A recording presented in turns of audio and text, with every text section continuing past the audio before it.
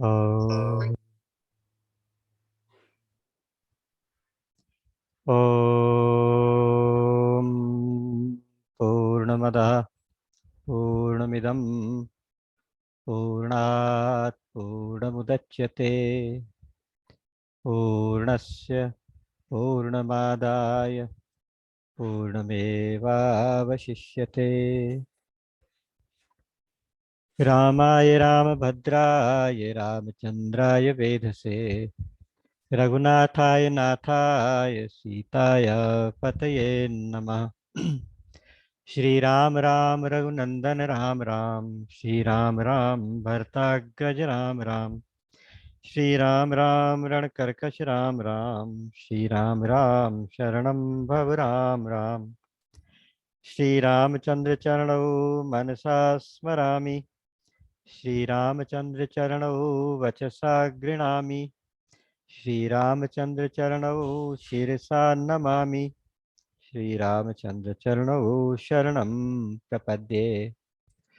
माता रामो मत्पिता रामचंद्रः, स्वामी रामो मत्सखा रामचंद्रः, सर्वस्वं मे रामचंद्रो दयालुर्, नान्यं जाने नैव जाने न जाने।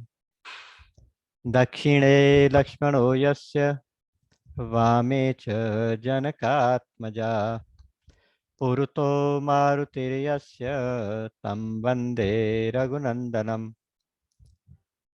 लोकाभिरामं रणरङ्गधीरं, राजीवनेत्रं रघुवंशनाथं, कारुण्यरूपं करुणाकरन्तं श्रीरामचन्द्रं शरणं प्रपद्ये। मनोजवं मारुततुल्यवेगं, जितेन्द्रियं बुद्धिमतां वरिष्ठं, वातात्मजं वानरयूथमुख्यं, श्रीरामदूतं शरणं प्रपद्ये। कूजन्तं राम रामेति मधुरं मधुराक्षरम्, आरुह्य कविताशाखां वन्दे वाल्मीकिकोकिलम्। आपदामपहर्तारं दातारं सर्वसम्पदां, लोकाभिरामं श्रीरामं भूयो भूयो भजाम्यहम्।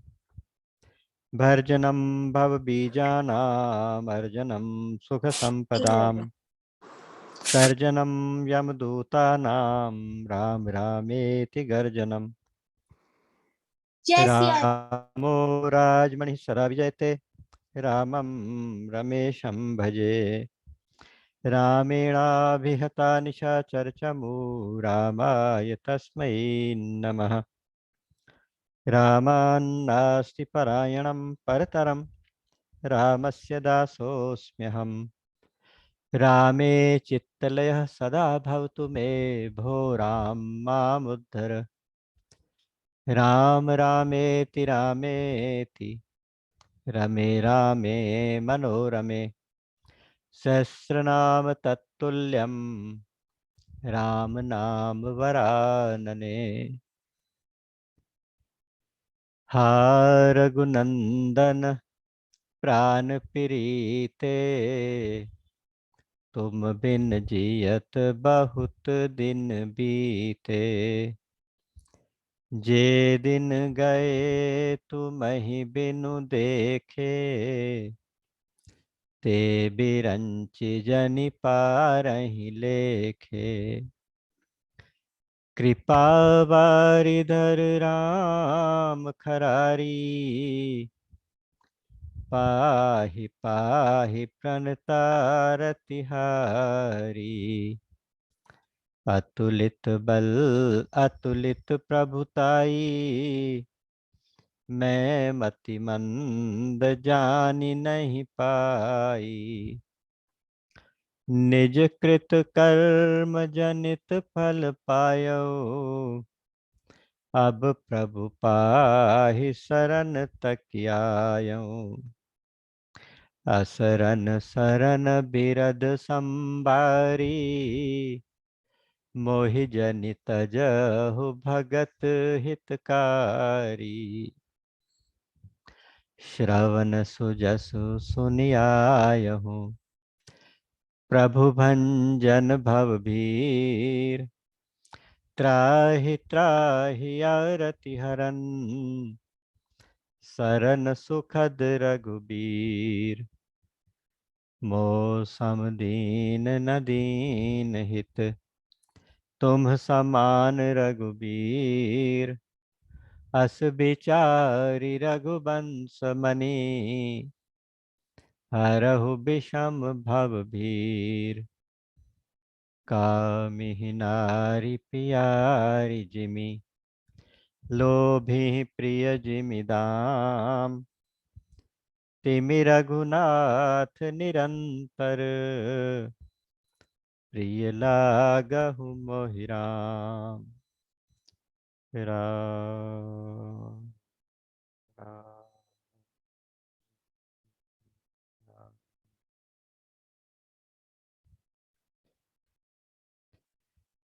परमपिता परमात्मा की कृपा के प्रति कोटि कोटि नमन। जिस कृपा के कारण आज हम फिर से एक बार इस सत्संग में उपस्थित हो पाए। आप सबके हृदयों में बैठे हुए भगवान श्री सीताराम के चरण कमलों में मेरा कोटि कोटि नमन और आप सभी भक्तों का हार्दिक अभिनंदन। श्री रामचरितमानस परिक्रमा के इस कार्यक्रम में भगवान राम के साथ मिलके हम सब लोग एक परिक्रमा कर रहे हैं और उस परिक्रमा के क्रम में भगवान राम पंचवटी में निवास कर रहे हैं। तो वहाँ की लीलाएं हो रही हैं। इससे पहले चित्रकूट में थे, वहाँ कुछ लीलाएं की थी।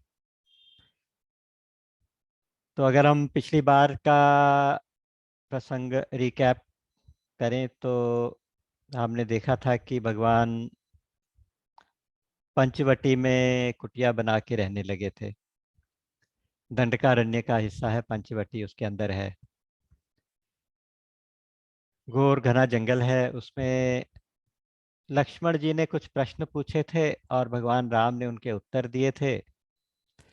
ज्ञान, वैराग्य, माया, भक्ति, ईश्वर और जीव, इनके बारे में बहुत शॉर्ट में विस्तृत व्याख्या। दो अलग अलग शब्द मैं प्रयोग कर रहा हूँ कि बड़े संक्षेप में विस्तृत व्याख्या कर दी। अर्थात शब्द तो बहुत कम यूज किए भगवान ने। थोड़े में सब कहूँ बजाई, भगवान ने कहा थोड़े ही मैं सब कुछ समझा देता हूँ। माया की परिभाषा कर दी, ईश्वर की, जीव की, ज्ञान की, वैराग्य की, सब चीजों की एक एक परिभाषा दो दो लाइनों में। तो उस प्रसंग का नाम था राम गीता। वैसे बहुत सारी गीताएं होती हैं। गीता का मतलब असल में होता है, गीता का मतलब गाया गया या गाई गई। जिसको गाया गया उसको कहेंगे गीता, गीत के रूप में प्रस्तुत किया गया। तो जो उसमें उपदेश देता है तो उसके नाम से वो गीता होती है। जैसे भगवत गीता जो हम सब जानते हैं, भगवान श्री कृष्ण ने अर्जुन को उपदेश दिया तो उसको हमने कहा भगवत गीता, भगवान के द्वारा गाया गया उपदेश। उसी तरह अष्टावक्र गीता, उसी तरह से ये लक्ष्मण गीता पीछे आई थी। लक्ष्मण जी ने निषाद को समझाई थी बातें, तो वो लक्ष्मण गीता। तो इस प्रकार ये राम गीता।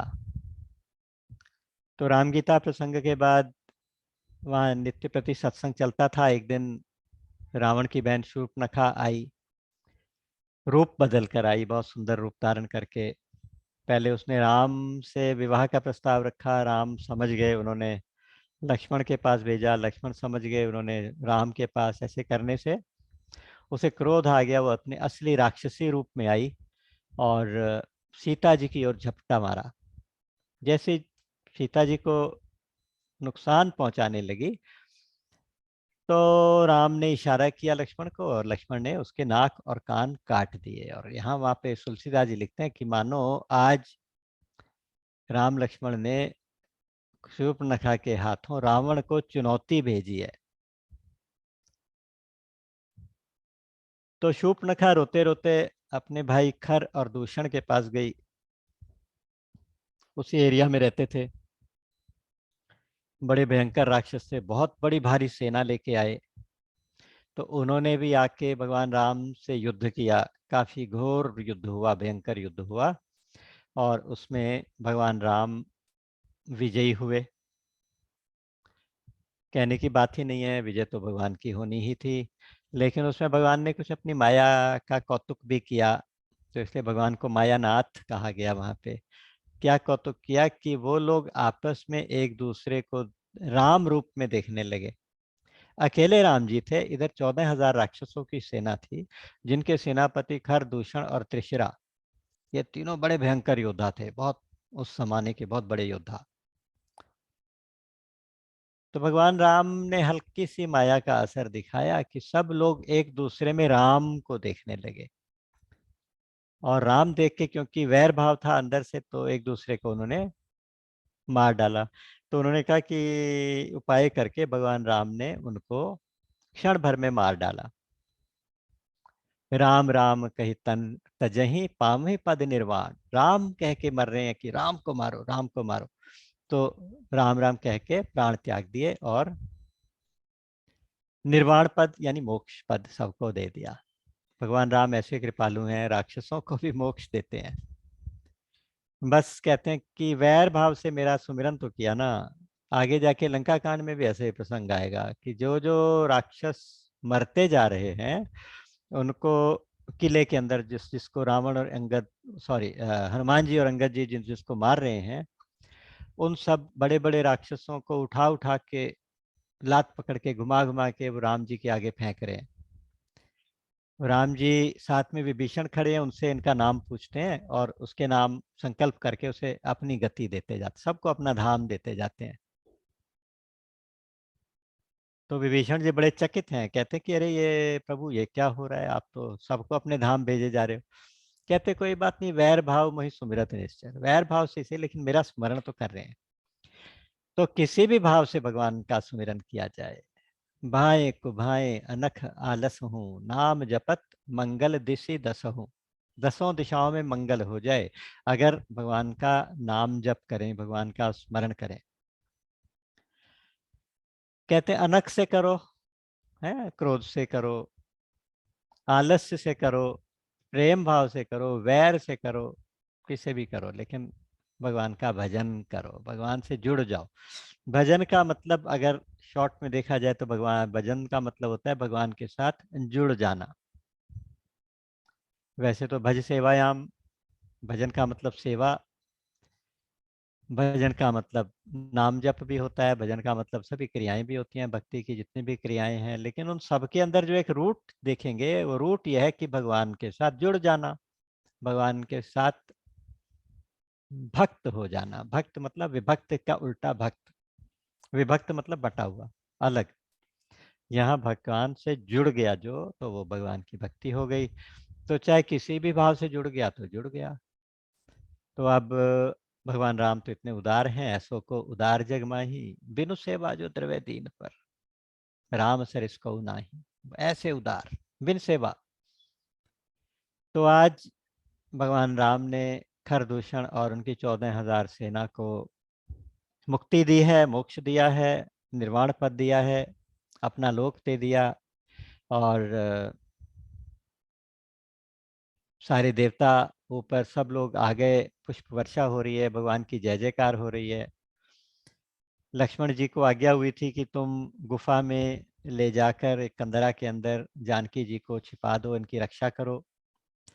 तो अब लक्ष्मण जी भी जानकी जी को लेके बाहर आ गए हैं और उन सब की स्तुति हो रही है, उनकी शोभा देखने लायक है। भगवान राम की शोभा देख देख के जानकी जी बहुत प्रसन्न हो रही हैं। तो खर दूषण का वध हुआ, खर दूषण का उद्धार हुआ। यहाँ तक हमारा प्रसंग पीछे चला था। अब शूर्पणखा ने देखा कि खरदूषण का वध हो गया तो बड़ी घबराई और रोते रोते वो सीधे अपने भाई रावण के पास पहुंची है। अच्छा, ये सारा का सारा जितना भी अब तक लीला चली है, ये आध्यात्मिक लीला है असल में देखा जाए तो। अगर आप शुरू से उसका सूत्र पकड़ेंगे, विश्वामित्र जी यज्ञ करना चाहते थे। विश्वामित्र जी के यज्ञ का नाम है सत्संग। उसमें राक्षस लोग यानी दुष्प्रवृत्तियां, वासनाएं, कामनाएं, वो चीजें जो थी वो बाधा डालती हैं। तो विश्वामित्र जी ने सोचा कि भगवान के अलावा तो इनसे अब कोई रक्षा नहीं कर सकता, तो वो भगवान राम और उनके भाई लक्ष्मण को लेके आए, ज्ञान और वैराग्य को लेकर आए। राम जी ज्ञान है और लक्ष्मण जी वैराग्य, और जानकी जी सीता है। अब हुआ यूं कि वहाँ मारीच, सुबाहु, ये सब लोग आए। सबसे पहले ताड़का दिखाई दी। ताड़का दुर्वासना है। ताड़का का मतलब है स्थूल शरीर में जो हमारी आसक्ति हो जाती है, उससे जो वासनाएं पैदा होती हैं, तो सबसे पहले उस पर प्रहार किया। जैसे सामने आई, एक ही तीर से उसका बाण, एक ही बाण से उसका प्राण हर लिया। तो स्थूल शरीर की आसक्ति को समाप्त किया। उसके बाद मारीच और सुबाहु आए, सूक्ष्म शरीर और कारण शरीर। जो मारीच है वो तो मन है, अपने रूप बदलने में माहिर है, तो इसलिए उसको सूक्ष्म शरीर यानी मन माना गया। उसको मारा नहीं है, वो बाद में सहायता करेगा, तो इसलिए उसको बिना नोक का एक बाण ऐसा मारा कि वो जाके 100 योजन दूर समुद्र के पार जाके गिरा। समुद्र के परली तरफ दक्षिण तट के ऊपर जाके गिरा। और वहां वो इतना घबराया कि वो कहता है कि मेरी हालत खराब हो गई। आगे जाके जो मरीज से हम बात करेंगे तो देखेंगे कि वो मरीज इसके बारे में उसको क्या कहता है। बल्कि वाल्मीकि रामायण में प्रसंग ये भी आया था कि एक बार ये मारीच अपने साथियों के साथ जाके, मारीच को हिरन बनने का बहुत शौक है, हिरन बन के जाता था मुनियों के आश्रमों में। ये दोनों दोस्त जाते, तीन दोस्त थे, ये तीनों जाते थे और जाके ऋषियों को पहले आकर्षित करते, फिर उनको डराते और उनको खा जाते। वाल्मीकि रामायण में मारीच ने अपना प्रसंग बाद में सुनाया। वो कहता है कि एक बार मैं राम लक्ष्मण को डराने भी गया था, तो राम ने उन बाकी के दो साथियों को तो मार डाला, मुझे ऐसा तीर मारा बिना नोक वाला कि मैं या समुद्र के इस पार आके गिरा हूं। और मेरी हालत ऐसी हो गई है कि इतना डर मेरे अंदर है कि अब अगर कोई र से शुरू होने वाला कोई शब्द बोलता है तो मुझे राम दिखाई देने लगते हैं। यानी उसको राममय कर दिया, मन को, सूक्ष्म शरीर को राममय कर दिया। और वो अब वो लगातार राम ही राम का सुमिरन करता है और कुछ नहीं करता। अलग से उसने कहते हैं कुटिया बना ली है, उसने बाकी सबसे नाता तोड़ दिया है। और सूक्ष्म शरीर का तो उन्होंने यही इलाज किया। कारण शरीर जो था सुबाहु, कारण शरीर का मतलब ये हुआ कि जिसमें अविद्या है, अज्ञान, वासनाएं, पुराने जन्मों के संस्कार, उन सब को उन्होंने एक अग्नि बाण मारा है। सुबाहु को अग्नि बाण मारा। अग्नि बाण मारने से क्या हुआ कि वो भस्म हो गया।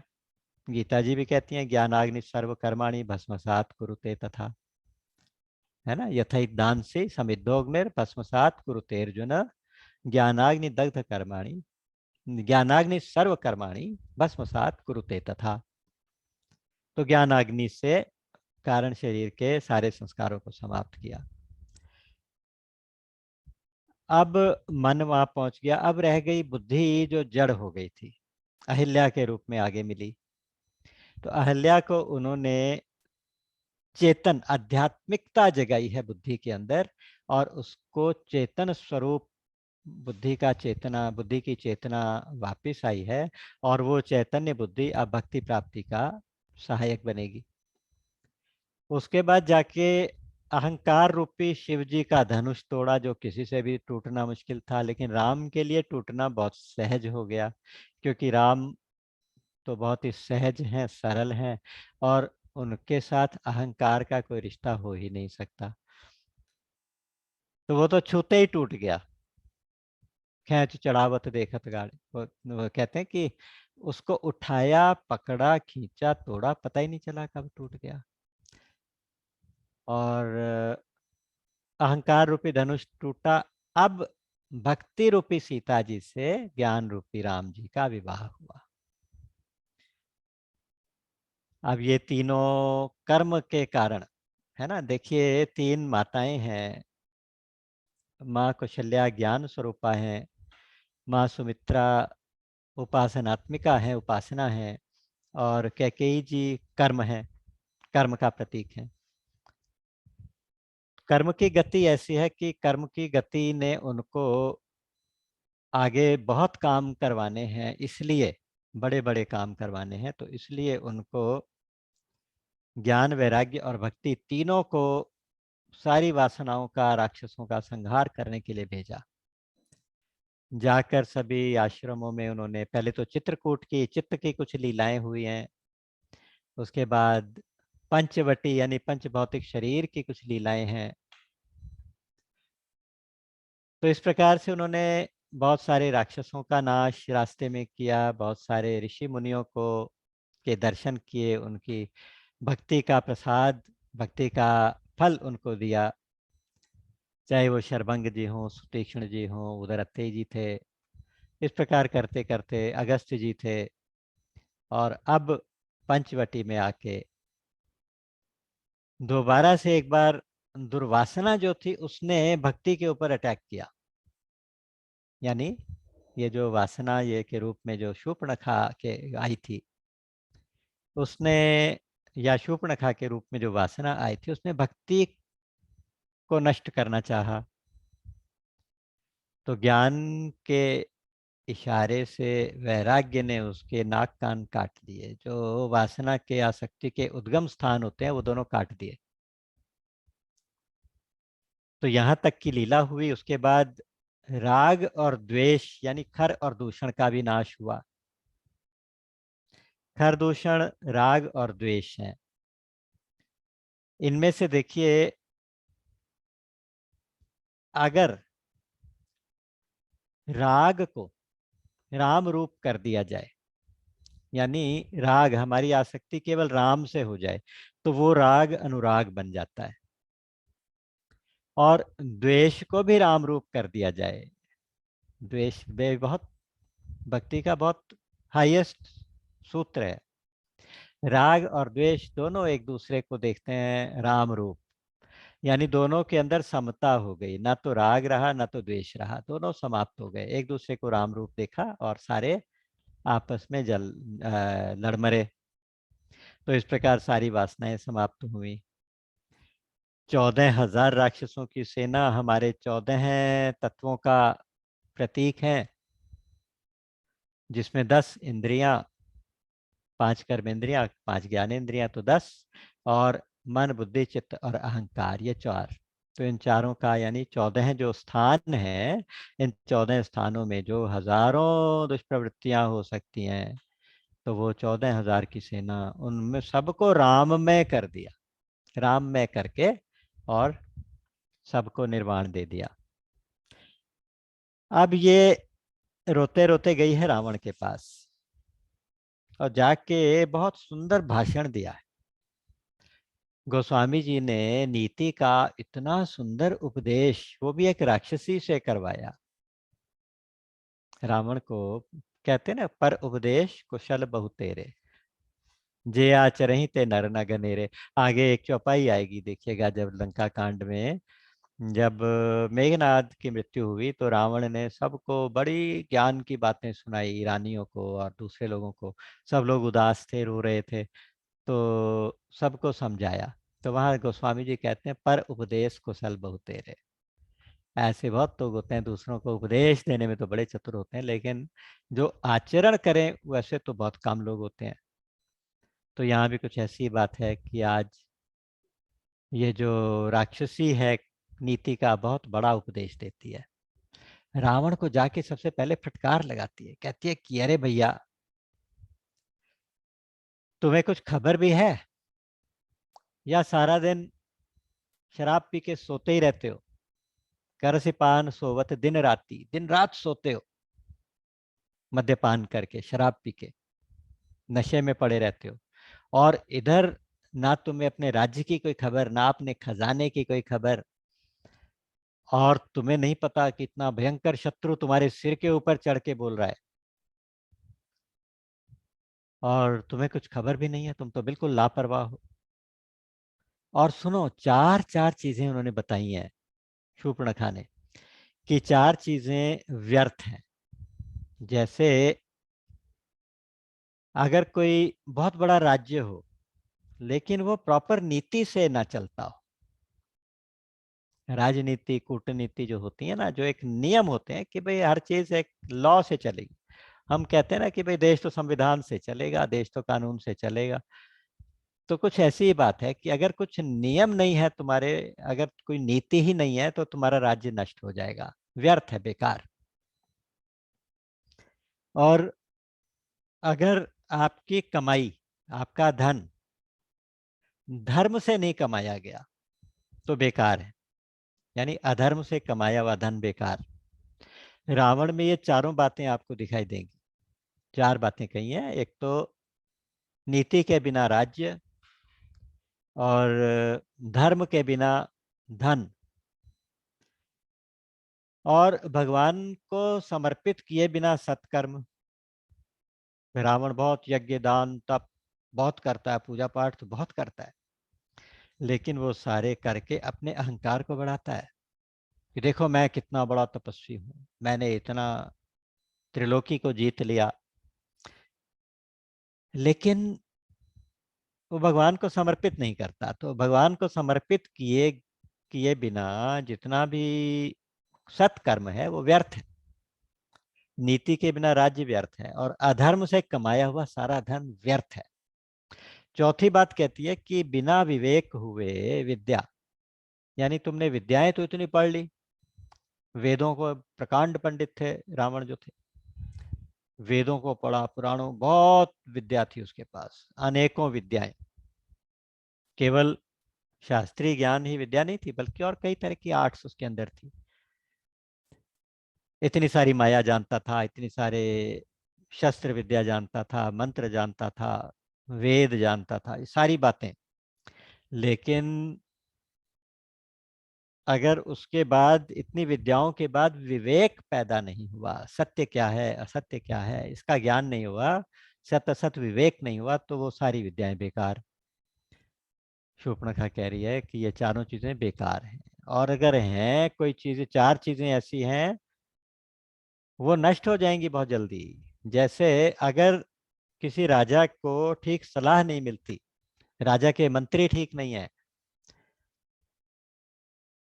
सचिव वैद गुरु तीन जो प्रिय बोले भयास, राज धर्म तन तीन कर होई बेग ही नाश। अगर मंत्री सिर्फ ठुकर सुहाती करते रहे, यानी चापलूसी करते रहे, वाह वाह वाह वाह करते रहे, लेकिन ठीक से सलाह नहीं दें, कभी कभी मंत्रियों को चाहिए कड़वी सलाह भी दे, बताए, सत्य बताए।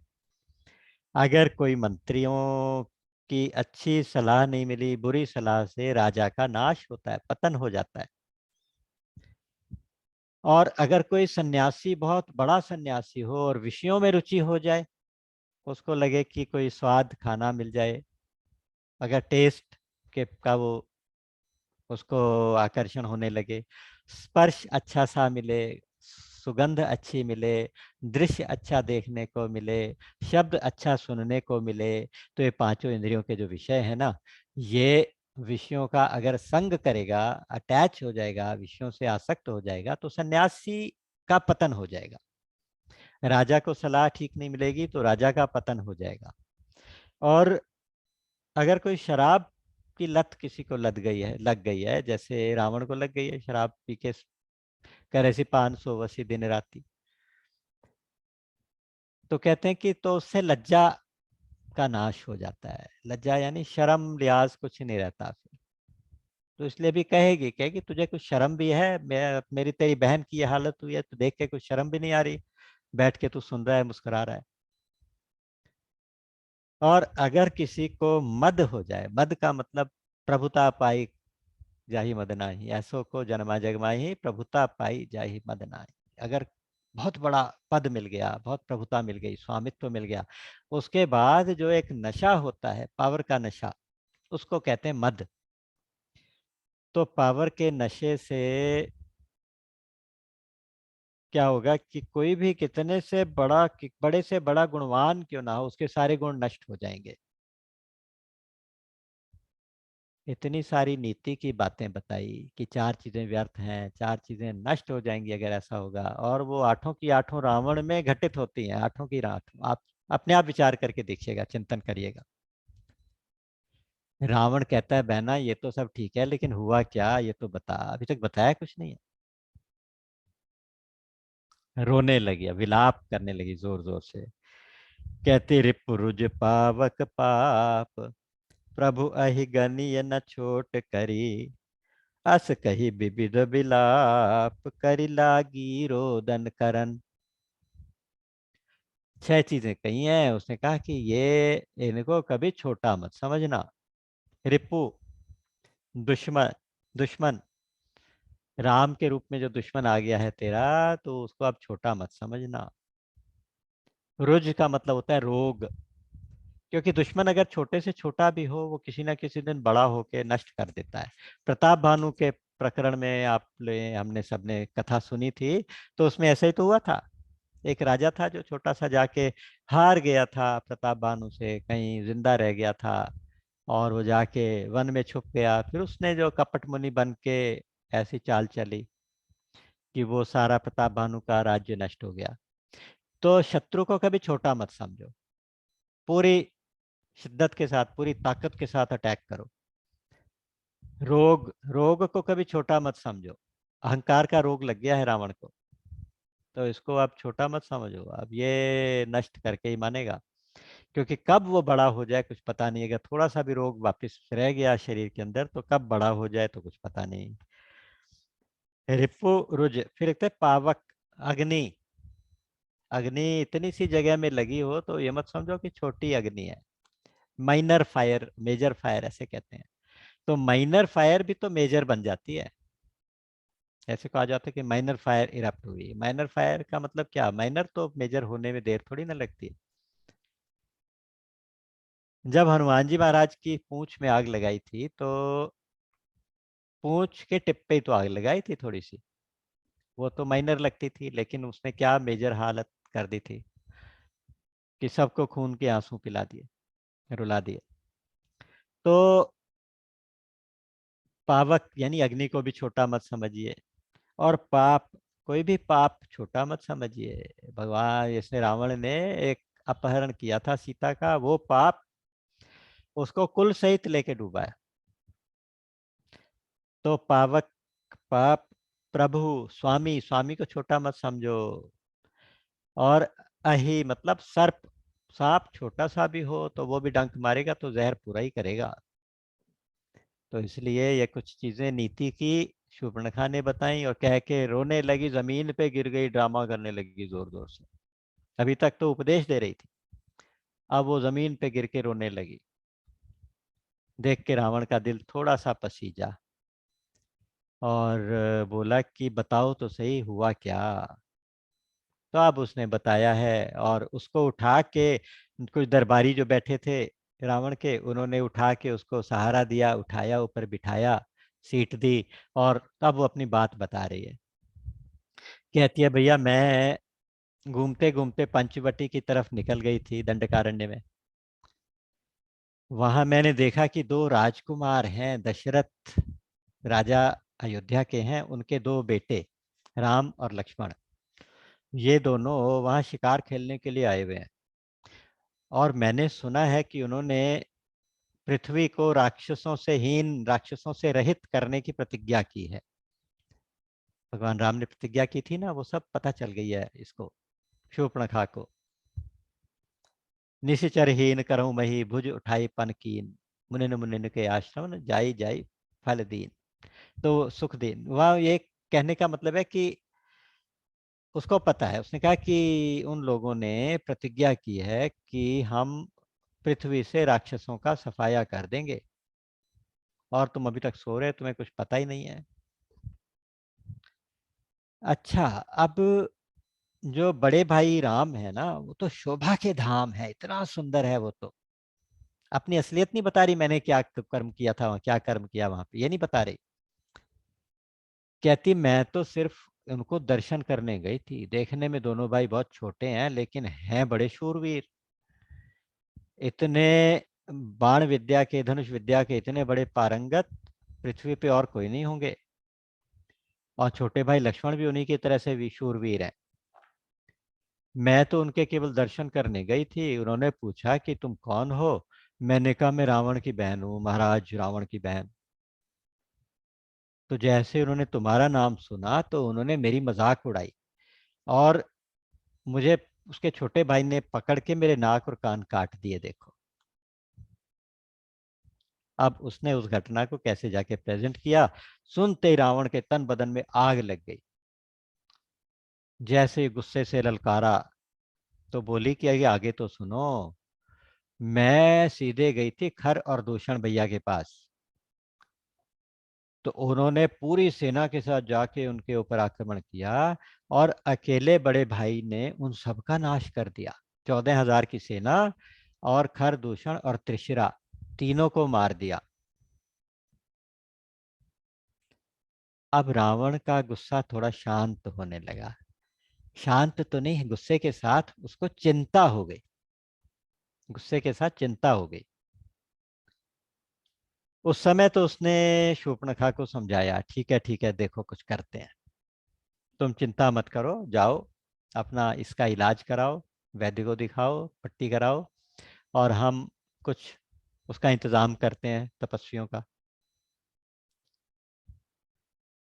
अब कहते हैं कि उस दिन रात को रावण को नींद नहीं आई। वो अपने महल में एक कोने से दूसरे तक, दूसरे से तीसरे तक सोचता जा रहा है, सोचता जा रहा है। विचार संकल्प विकल्प उठ रहे मन के अंदर।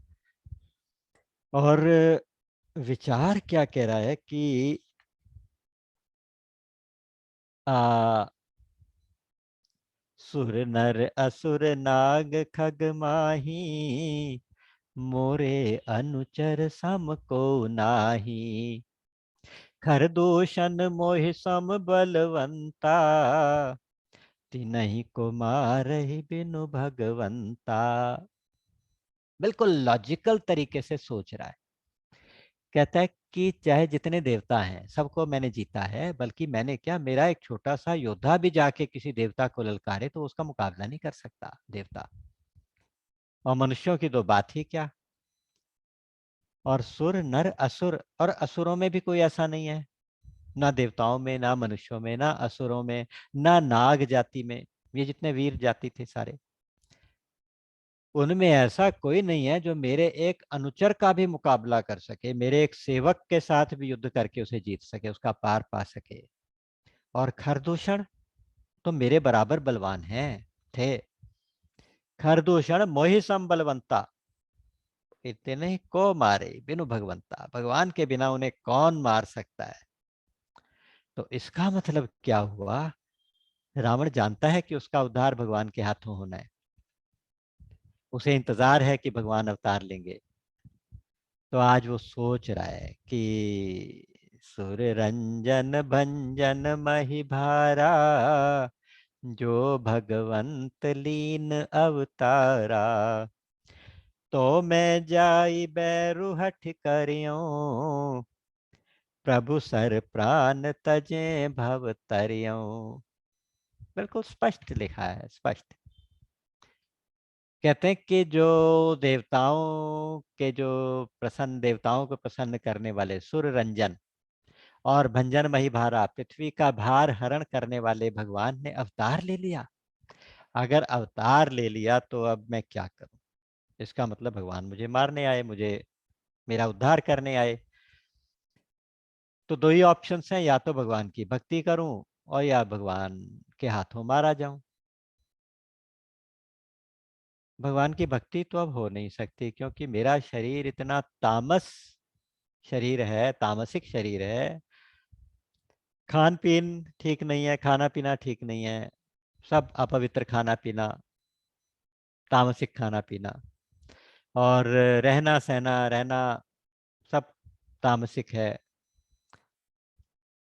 होई भजन न तामस देहा।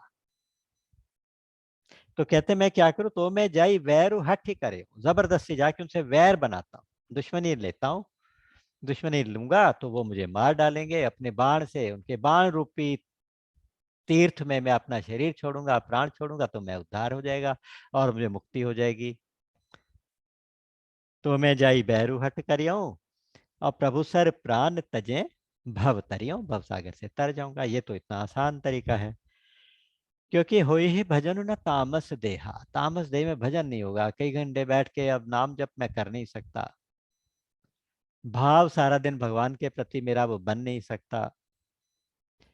तो बस अब मन क्रम वचन मंत्र दृढ़ एहा, मन से, वचन से, कर्म से मैं तीनों से भगवान राम के साथ वैर ठानूंगा। ये उसका, दिस इज माई डिसीजन, मंत्र दृढ़ एहा, ये मेरा दृढ़ मंत्र है, दृढ़ विश्वास वो है, निश्चय है।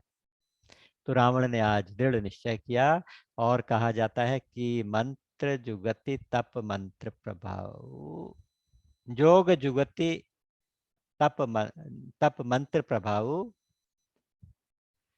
ये चार चीजें ऐसी हैं, योग है, युक्ति है, तप है, मंत्र है, इनका प्रभाव फलई तबहि जब करहु दुराव, जब इनको छिपा के रखा जाए तभी उनका फल फलित होता है।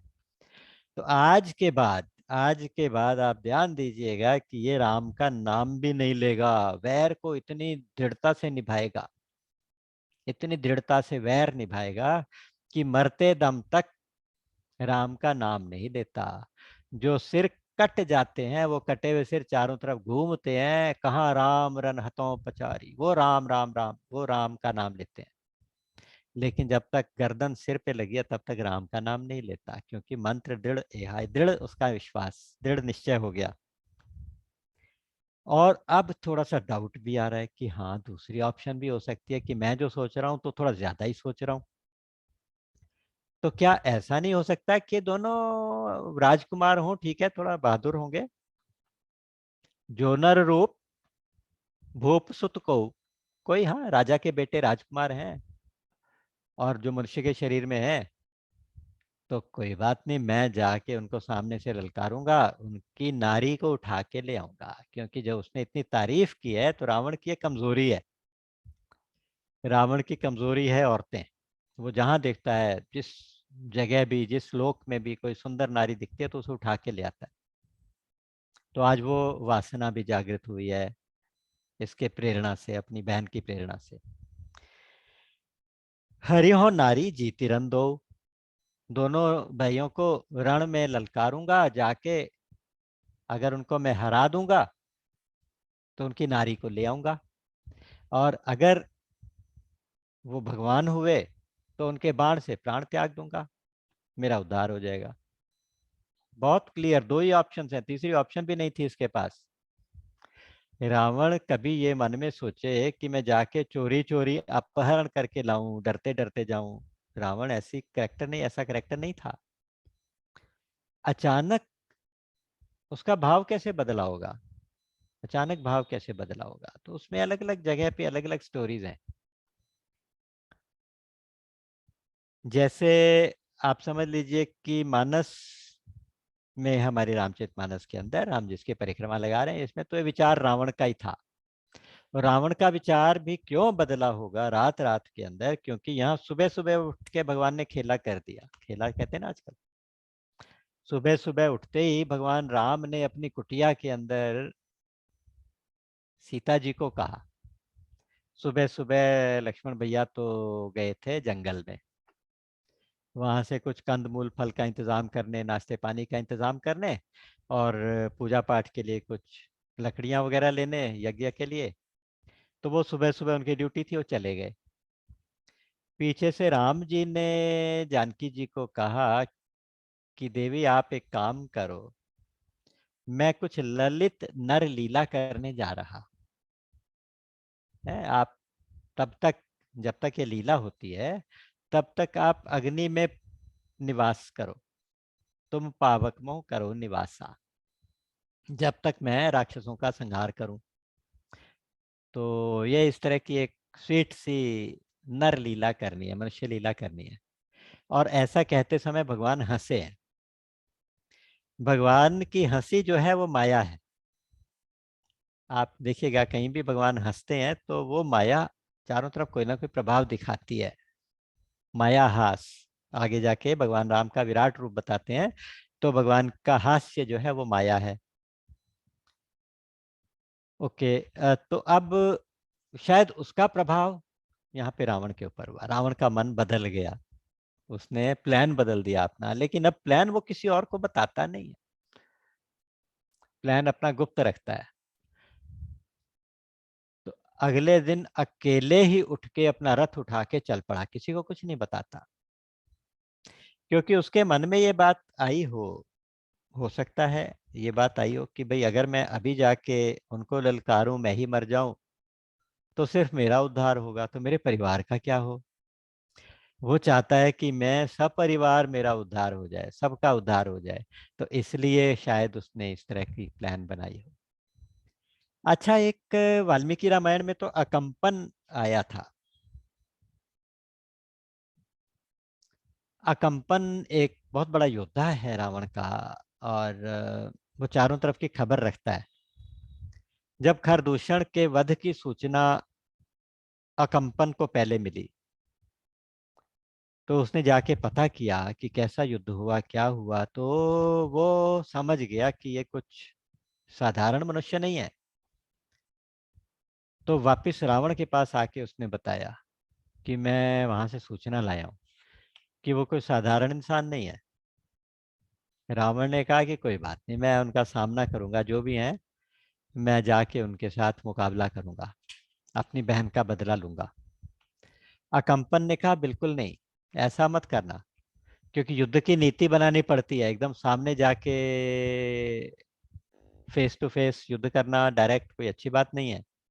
तुम एक काम करो कि उनकी नारी को उठा लाओ, बहुत सुंदर है, बहुत अच्छी है, यहाँ शूर्पणखा ने बड़ी तारीफ की है। उसने कहा उनके साथ जो उनकी पत्नी है इतनी सुंदर है जैसे सैकड़ों करोड़ रतियां। रति कामदेव की पत्नी है, जहां सुंदरता का एक्सट्रीम बताना होता है कहते हैं रति जैसा सुंदर, रति जैसी सुंदर।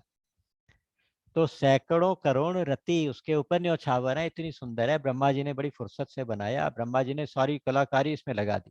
एक तरह से उसने बहुत ज्यादा रावण को तारीफ की। अब अकंपम ने भी जाके कहा कि मैं देख के आया हूँ कि राम जो है, राम अपनी इस पत्नी को बहुत प्यार करता है, तुम उसकी पत्नी को उठा लाओ, तो उसके वियोग में उसकी शक्ति आधी रह जाएगी, फिर उसके साथ मुकाबला करना।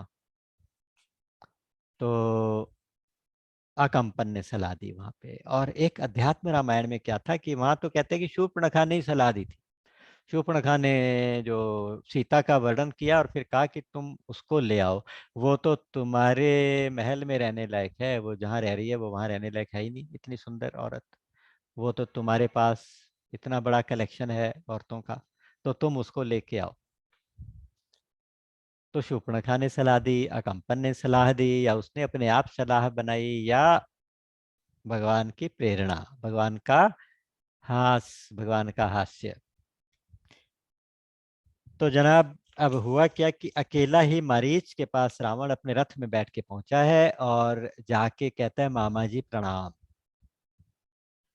मारीच रावण का मामा लगता है, लेकिन रावण उसके साथ ऐसा व्यवहार करता था जैसे उसके नौकर हो। लेकिन आज मामा जी कह के प्रणाम कर रहा है, सिर झुक के उनके सिर, पैरों में सिर रख रहा है, क्योंकि रावण को पता था कहाँ रहता है, तो उसके ठिकाने पे पहुंच गया। जाके जैसे नीचे झुका तो ये कहते हैं कि नवनि नीच कह अति दुखदाई। जो नीच अगर झुकने लगे तो ये बहुत दुखदाई है, बहुत दुखदाई है। जिमे अंकुश धनु उरग बिलाई, चार चीजें हैं। जैसे झुकना कैसे, नीच अगर झुके, उसका उदाहरण दिया, अंकुश होता है जिसपे हाथी हाँकने वाला जो महावत है उसके ऊपर गर्दन पे चढ़ के बैठता है, अंकुश से उसको चुभोता है कि ऐसे फोल्डेड सा अंकुश होता है, तो उसको जैसे नीचे जाके से झुकाता है तो हाथी को कष्ट होता है और उस कष्ट की वजह से वो आगे बढ़ता है। तो हाथी को आगे बढ़ाने के लिए हाथी को इतना छोटा सा अंकुश कंट्रोल करता है, कैसे झुक जाता है, जब झुकने से चोट पहुंचाता है। उसी तरह से धनुष, धनुष पे जब तीर चढ़ा के उसे नीचे खींचा जाता है, जब नीचे झुकता है तो इसका मतलब अब कहीं ना कहीं अटैक करेगा और कष्ट पहुंचाएगा। उसी तरह से जब उरग मतलब सांप, सांप जब फन नीचे मारता है, झुकाता है, तो जहर उगलेगा। उसी तरह से जब बिलाई, बिलाई मतलब बिल्ली, बिल्ली या बिल्ली की जाति का कोई भी जानवर, जैसे चीता, लेपर्ड, ये सब होते हैं, तेंदुआ वगैरह, तो ये सारे के सारे शेर है, ये सब जब एक बार नीचे झुक के तब छलांग मारते हैं।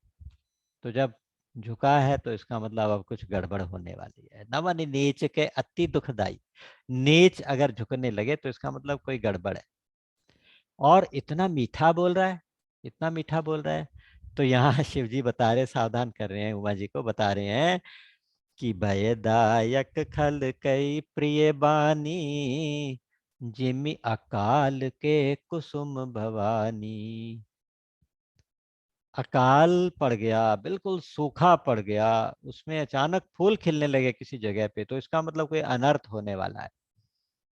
अकाल में फूल खिलना ये एक अपशकुन है, अनर्थ होने वाला है। जब दीपक बुझ रहा होता है तो बुझते बुझते उसकी लौ अचानक तेज हो जाती है,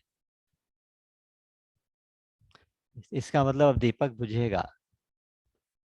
जब आईसीयू में पड़ा हुआ पेशेंट कोमा में अचानक एक दिन होश में आ जाए, तो इसका मतलब अब या तो होश में आ ही गया, या तो अगर वो उसकी डिजीज ऐसी है कि वो बचने लायक नहीं है, तो इसका मतलब अब उसका एंड आ गया। तो यहाँ कहते हैं जिमी अकाल के कुसुम भवानी, भवानी जी जैसे अकाल के कुसुम, अकाल में फूल खिल गए ऐसा। तो मीठा बोल रहा है, झुक के बात कर रहा है, तो आज मरीच समझ गया सारी बातें, उसने कहा कि आज कुछ अनर्थ होने ही वाला है। अच्छा, इधर क्या हुआ? यहाँ राम जस जुगति बनाई, सुनहु उमा सो कथा बुझा सुहाई। लक्ष्मण गए बनहि जब, लेन फूल फल कंद, जनक सुतासन बोले, बिहसी कृपा सुख बिंद। ये बात मैं बता चुका हूँ, उसकी चौपाइयां दिखा रहा हूँ रेफरेंस के लिए। वो कहते हैं कि सुनो प्रिया व्रत रुचिर सुचील सुशीला, मैं कछु करब ललित नर लीला। मैं कुछ ललित नर लीला करूंगा, तो तुम पावक महु करो निवासा। तुम अग्नि में निवास करो तब तक, जो लगे करो निशाचर नासा। जब तक मैं निशाचरों का नाश करके आऊं तब तक तुम अग्नि में प्रवेश कर जाओ। अग्नि में क्यों कहा होगा? कहते हैं कि सीता जी का तेज इतना ज्यादा है कि वो कहीं छिप नहीं सकती। अग्नि के अलावा उनका तेज और कहीं छिप नहीं पाएगा। दूसरी बात यह है कि अग्नि भी इनडायरेक्टली भगवान राम के पिता के समान है, क्योंकि जब भगवान राम के लिए भगति सहित मुनि आहुति दीने, प्रगटे अग्नि चरु कर लीने। श्रृंगी ऋषि वशिष्ठ बुलावा, काम पुत्र काम सो यज्ञ करावा। भगति सहित मुनि आहुति दीनी, प्रगटे अग्नि चरु कर लीनी। तो जब श्रृंगी ऋषि को बुला के पुत्र काम यज्ञ कराया था, पुत्रेष्टि यज्ञ, दशरथ जी ने, तो अग्नि प्रकट हुए हाथ में एक खीर का एक कलश या बर्तन लेके प्रकट हुए। चरु, चरु का मतलब खीर होता है। तो प्रसाद रूप लेके पहुंचे, और उससे फिर माताओं को बांटा गया, उनको गर्भ धारण हो गया। तो अग्नि के दिए हुए खीर से माताओं का गर्भ धारण हुआ, तो इसका मतलब अग्नि भी पिता समान हो गया। तो तुम हमारे पिताजी के पास सुरक्षित रहोगी, वहां चली जाओ, अग्नि के पास रह जाओ। बहुत सारे अर्थ हो सकते हैं कि हम यहाँ हम रह के तप करेंगे, तुम अग्नि में रह के तपना, यानी अग्नि में रह के तप करना। तो सीता जी ने ऐसा ही किया, और उन्होंने जाते जाते बिल्कुल अपना एक प्रतिबिंब, अपनी एक छाया जिसमें उसी तरह का रूप, वैसा ही सुशील है वो, वैसे ही बोलती हैं, वैसे ही आचरण करती हैं, वैसे ही विनयशील हैं, उस तरह का एक प्रतिबिंब, निज प्रतिबिंब राखित हैं सीता, तैसे ही शील रूप सभी नीता। विनय भी ऐसी, शील भी ऐसा, रूप भी ऐसा। और लक्ष्मण हूं यह मर्म न जाना, लक्ष्मण को भी ये मर्म पता नहीं चला, ये रहस्य लक्ष्मण को भी नहीं बताया। एक विश्वास रावण ने किया, मंत्र दृढ़ एहु, है ना, वो उसने अंत तक किसी को नहीं बताया कि मैंने क्या अपने मन में निश्चय धारा है। तो इसलिए जब भी किसी ने उसको समझाने की कोशिश की, कभी मारीच ने समझाया, कभी उसको बाद में विभीषण ने समझाया, कभी मंदोदरी ने समझाया, रावण ने समझाया, अंगद ने समझाया, प्रहस्त ने समझाया, माल्यवान ने समझाया, विभीषण ने समझाया, उसको कोई असर नहीं होता दिखाई दिया। अब किसी की तो सुनता नहीं, वो सिर्फ अपने मन की सुन रहा है कि मैंने जो निश्चय किया है मुझे तो उसी रास्ते चलना है। तो वो किसी की भी नहीं सुनता, बल्कि कोई समझाने की कोशिश करे तो वो गुस्सा हो जाता है, क्रोध दिखाता है। तो आज के बाद राम शब्द भी नहीं कहेगा रावण। और एक तो ये निश्चय रावण का था, दूसरा निश्चय राम का था, मैं ललित नरलीला करूंगा और ये ऐसा रहस्य रहेगा जो या जानकी जी जानती हैं या राम जी जानते हैं, लक्ष्मण भी नहीं जानते, जो बिल्कुल साथ रहते हैं, लक्ष्मण जी भी नहीं जानते। क्योंकि अगर लक्ष्मण जी को पहले से बता दिया जाए तो फिर विरह लीला कैसे करेंगे, लक्ष्मण कहेंगे वाह महाराज आप तो सब जानते हो, ऐसे क्यों कह रहे हो। तो इस लीला को ललित रखने के लिए, उस लीला का एक मिठास बनाए रखने के लिए भगवान राम ने लक्ष्मण को भी नहीं बताया। अब मारीच ने कहा कि महाराज आपने बड़ी कृपा की, आप आए हो। मारीच जानता है कि ये झुक तो रहा है, प्रणाम भी कर रहा है, बात कुछ खतरनाक ही होगी, तो इसलिए वो अपनी औकात में बात करता है, जैसे पहले करता था। उसने अंदर बिठा के आसन दिया, पूजा की और हाथ जोड़ के प्रणाम करके फिर कहा कि महाराज आप कैसे आए, आप बहुत चिंतित लगते हैं, अकेले आए। क्योंकि रावण अकेला निकले तो बड़ी एक रेयर सी बात थी, अकेले आए, इतने चिंतित लगते हो, क्या बात है मुझे बताओ। तब उसने रावण ने बताया, उसने कहा कि ऐसे ऐसे हो गया, खरदूषण का वध हो गया, राम लक्ष्मण नाम के दो राजकुमार, अयोध्या के दो राजकुमार आए हुए हैं और मैं उनके साथ वैर निभाना चाहता हूँ, और तुम एक काम करो कि मेरी मदद करो, इस मेरे षड्यंत्र में मदद करो। मैंने सोचा है कि मैं उनकी नारी का अपहरण करके ले जाऊं। सबसे पहले ही अपनी पाप बता दिया कि मैं क्या पाप करने जा रहा हूँ, अपहरण करके ले जाऊं। तो मारीच ने बात तो सुनी, फिर कहता है कि हे भैया रावण दशकंदर, हे महाराज, वो मनुष्य नहीं है, वो मनुष्य के रूप में बहुत जगत के, चराचर जगत के स्वामी हैं। और सुनो, तासो बैरु कबहु नहीं कीजे, मारे मरिय जियाए जी जय। अगर वो मारे तो मर जाओ, वो जिलाएं तो जीते रहो, बस उनकी मर्जी पे रखो, अपना मरना जीना भी उनकी मर्जी पे छोड़ दो भैया, वो चराचर जगत के स्वामी हैं, उनसे वैर कभी मत करना, तासों बैर कबहु नहीं कीजे। और यही चौपाई अर्धाली, यही जो अर्धाली है, ये हनुमान जी ने भी कही है, तासों बैर कबहु नहीं कीजे, मोरे कहे जान की दीजे। उनसे वैर मत करो, मेरे कहने से जानकी को वापिस कर दो। क्योंकि हनुमान जी वहां गुरु बन के समझा रहे हैं, तो इसलिए वहां भी यही बात बताई। मरीच भी उससे यही बात कहता है। और आपको याद होगा विभीषण ने भी कुछ ऐसे ही कहा था, ताहि बयर तजिनाय माथा, प्रण तारति भंजन रघुनाथा। उनसे वैर को छोड़ के उनके शरण में हो जाओ, शरणागत की रक्षा करने वाले राम हैं वो। उनको तो सिर झुकाओ। मारीच यही कह रहा है कि रावण भाई तुम उनसे वैर मत करो, वो जियाए तो जियो, मुझे जिंदा रखा मैं जी रहा हूं। तुम्हें जिंदा रखा हुआ खरदूषण को मार दिया, वो मर गए, तुम जिंदा रहना चाहते हो तो अगर वो तुम्हें जिंदा रखना चाहते हैं तो रह जाओ। जबरदस्ती वैर करके ये मत सोचो कि मैं उनके हाथों मरूंगा ही मरूंगा। और मैं भी, उन्होंने मुझे जिंदा रखा है तो मैं जीवित बैठा हूं। अगर मुझे मार देते तो मैं भी मर जाता। तो जीना मरना उसके हाथ में है। उत्पत्तिम प्रलयम चैव भूतानामागतिम गतिम वेत्ति विद्याम विद्याम च स वाच्यो भगवान इति। जो छह बातें जाने उसको भगवान कहते हैं। क्या क्या? उत्पत्ति प्रलय, संसार की उत्पत्ति की सारी डिस्क्रिप्शन जो समझता हो, जानता हो। और प्रलय कैसे है उस सबको भी जानता हो। उत्पत्ति को भी जाने, प्रलय को भी जाने। कौन जानेगा? जो उत्पत्ति से पहले होगा, प्रलय के बाद भी रहेगा, वो है भगवान। तो उत्पत्तिम प्रलयम चैव भूतानामा गतिम गतिम, सारे प्राणी, भूत प्राणी कहाँ से आए कहाँ जाएंगे, उनका आना और जाना ये सब जानता है। और वेत्ति विद्याम अविद्याम च, ज्ञान अज्ञान दोनों को जानता है, विद्या और अविद्या दोनों को जानता है, उसको कहते हैं भगवान।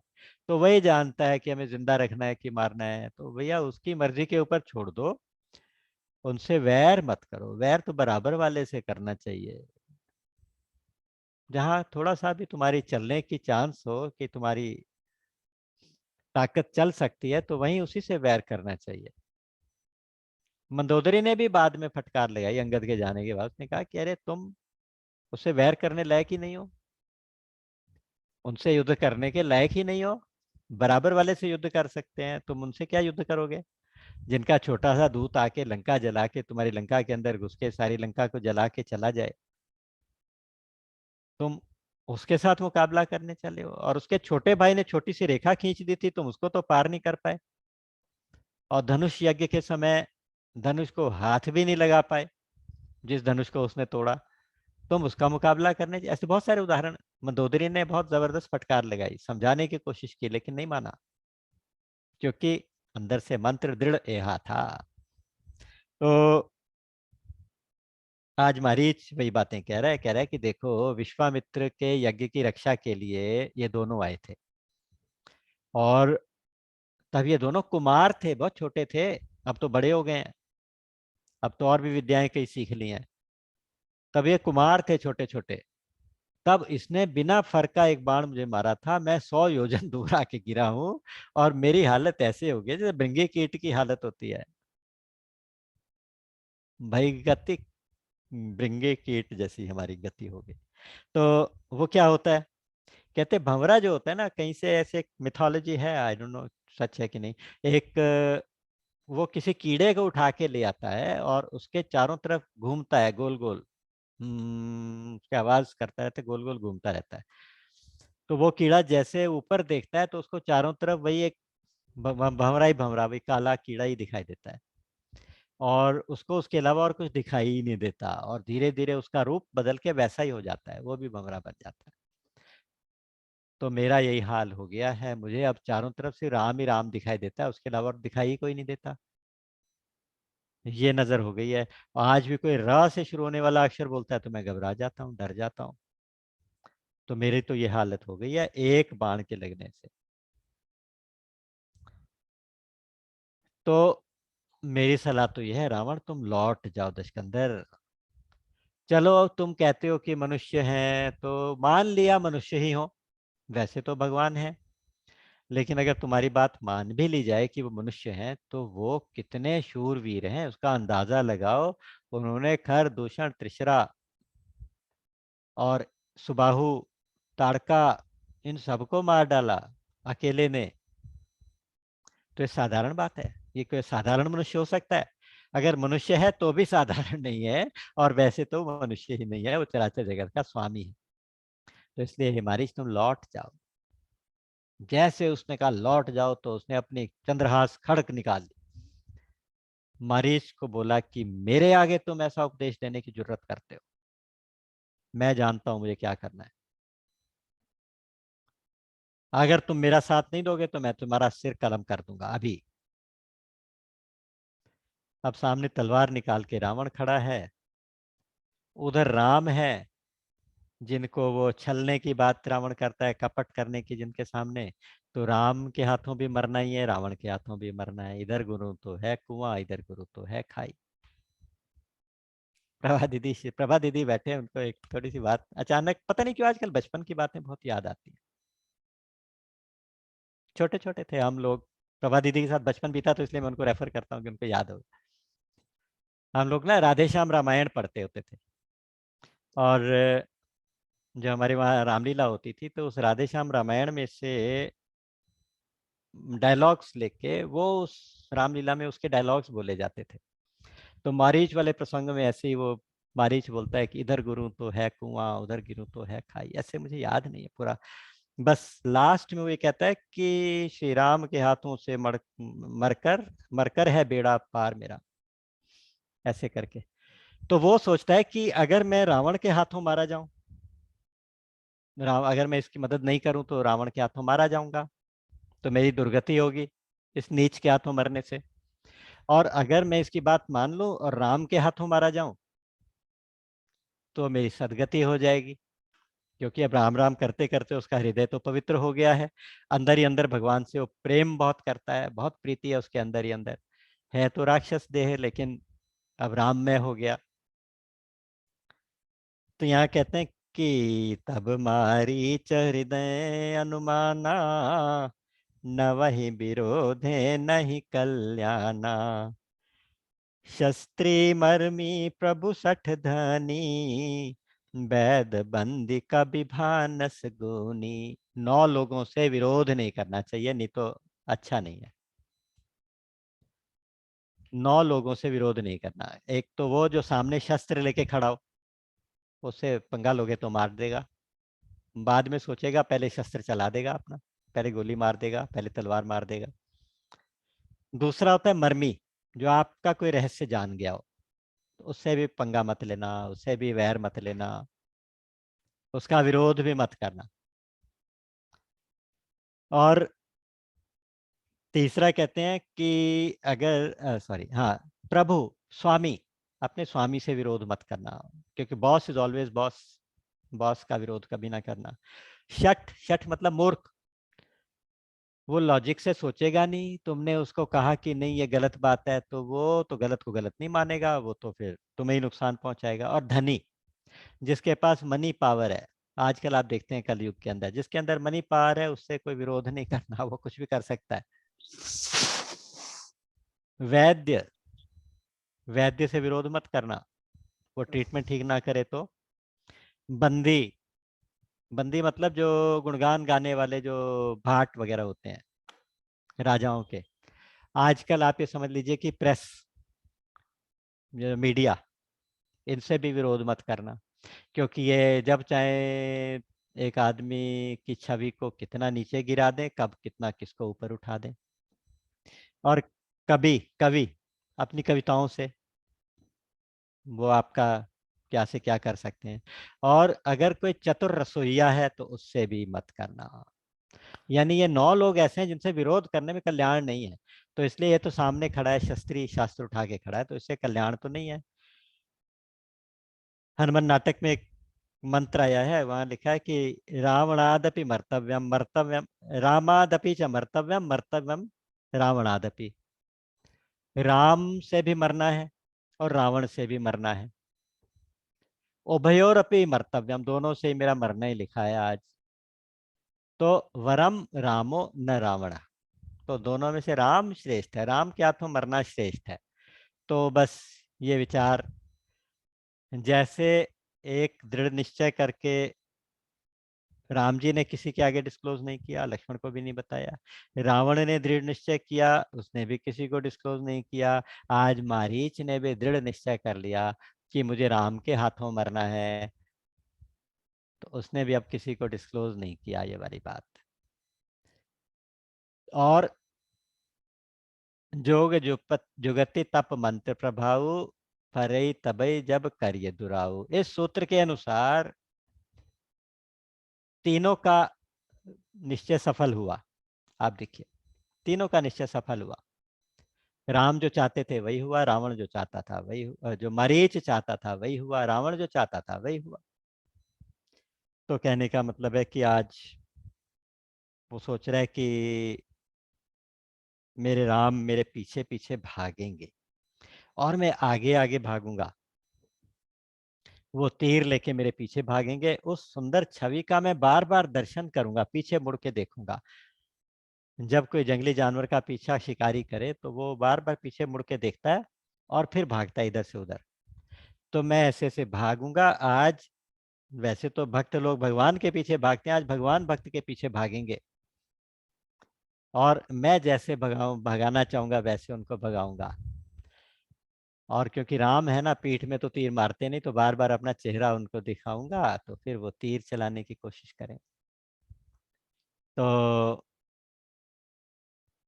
वहां पे बहुत सुंदर बात उसने की, निर्वाणदायक क्रोध जाकर भगति अवसही बस करी। भगवान का क्रोध भी निर्वाण देने वाला है। भगवान मेरे पीछे क्रोध से भागेंगे ना मुझे मारने के लिए, तो मुझे मुक्ति मिलेगी। और भक्ति तो डेफिनेटली वो तो कल्याणकारी है ही है, वो तो उनको वश में ही कर लेती है। तो आज भक्ति से मैं उनको वश में करूंगा, अपनी मर्जी से उनको नचाऊंगा भगाऊंगा और उनके क्रोध से मैं निर्वाण को प्राप्त करूंगा। तो आज भक्ति और क्रोध दोनों एक साथ, दोनों का प्रभाव देखने को मिलेगा। निज पानि सर संधान सोमई बदहि सुख सागर है। सुख के सागर भगवान अपने हाथ से बाण संधान करके मेरा वध करेंगे। तो इससे अच्छा अवसर और कोई नहीं हो सकता। तो उसको एक बहुत अच्छा मौका समझ के भक्तिपूर्ण हृदय से मारीच पंचवटी आया। पंचवटी के बाहर सीताराम जी की कुटिया के बाहर बहुत सुंदर एक सोने का हिरन बन गया। क्योंकि हिरन बनने में माहिर है, आज उसने गोल्डन हिरन बनाया है और उसके ऊपर ऐसे स्पॉट्स की जगह ना हीरे मोती जड़े हुए हैं, ऐसे माणिक मणि माणिक लगे हुए हैं। ऐसा कोई हिरन होता नहीं।